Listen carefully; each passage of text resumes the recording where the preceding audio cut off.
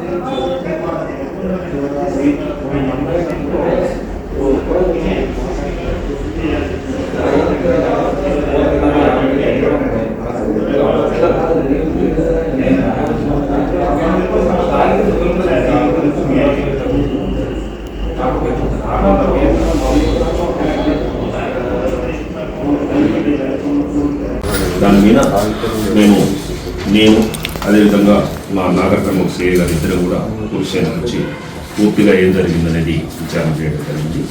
ఇందులో భాగంగా నిన్న సాయంత్రం 5:45-6 ప్రాంతంలో ఒక ఆటో ఒక కారు రెండు కూడా మంగళూరు నుంచి బిజినపల్లి వైపు వస్తున్నాయి. కారు యొక్క tyre left side tyre burst అయి ఆటోకు తగిలింది. ఆటో ఇమీడియట్గా ట్రాక్టర్ అయింది. అందులో ఉన్నటువంటి కిషన్ అనే అతనికి ఇంజరీస్ అయ్యింది. అతను లట్టుపల్లి తండ్రికి చెందిన వ్యక్తి.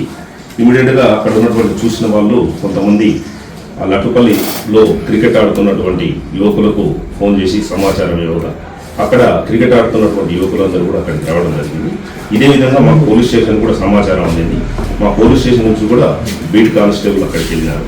వెళ్ళి ఇమీడియట్గా ఆ ఇంజూర్ పర్సన్ ఎవరైతే ఉన్నారో అతన్ని, తర్వాత అదేవిధంగా ఆ కారు డ్రైవర్ ఎవరైతే ఉన్నారో అతన్ని పోలీస్ స్టేషన్కు తీసుకొని రావడం జరిగింది.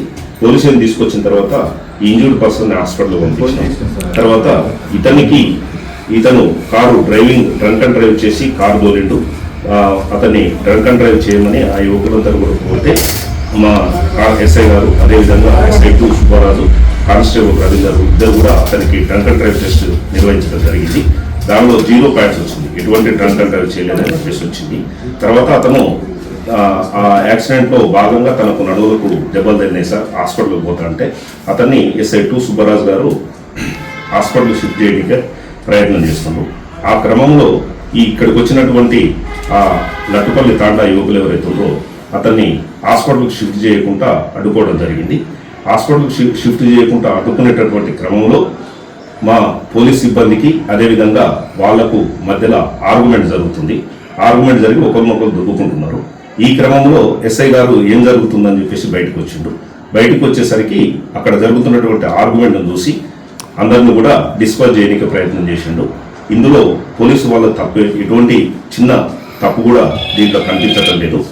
మరి ఇది వేరే రకంగా భావించవద్దు. పోలీసు వాళ్ళు ఎవరున్నా కానీ మేము సాధ్యమైనంత వరకు ప్రజలకు మేలు చేయడానికి, అదేవిధంగా యాక్సిడెంట్ అయినటువంటి బాధితులు అక్యూజులు కానీ, అదేవిధంగా ఇంజూర్డ్ పర్సన్స్ బాధితులు ఎవరైతే ఉంటారో వాళ్ళని కూడా అందరినీ కూడా ప్రాథమిక చికిత్స చేసిన అనంతరం ఎవరైతే తప్పు ఉంటే వాళ్ళ మీద యాక్షన్ తీసుకోవడానికి ప్రయత్నం చేస్తాం. దీంట్లో మా పోలీస్ తరఫు నుంచి ఎటువంటి తప్పిదం లేదని చెప్పేసి ఈ సందర్భంగా మీ అందరికీ కూడా తెలియజేస్తాం.